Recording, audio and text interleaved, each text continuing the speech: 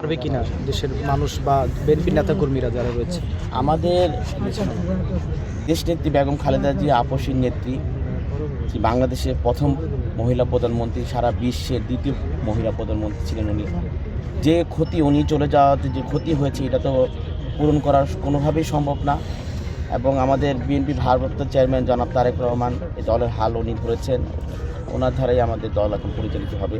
এবং বিদেশ নেত্রী কিন্তু জায়গায় কিন্তু কেউ পূরণ করার মতো সম্ভব না এটা। আচ্ছা, বেগম খালেদা জিয়াকে বলা হচ্ছে যে এখানে সমাহিত করা হবে হ্যাঁ শহীদ রাষ্ট্রপতি জিয়াউর রহমানের পাশে। এখানে নিরাপত্তা নিয়ে আগামীতে আপনারা কি চাচ্ছেন যে এখানে নিরাপত্তা আরও বেশি জোরদার করা উচিত কিনা?